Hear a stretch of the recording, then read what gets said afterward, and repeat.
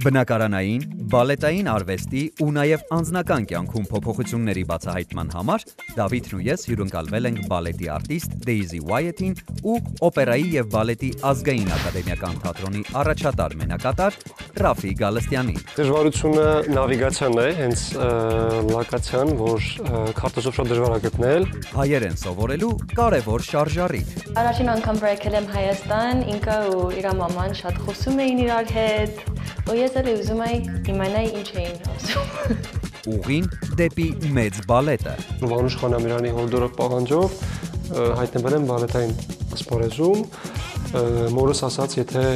չտանես Երևանի Պարուբեստի պետական քոլեջ, ինձ էլ բարև չտաս, ու այդ բարևի պատճառով, քանի որ մամաս ուզում էր բարևեր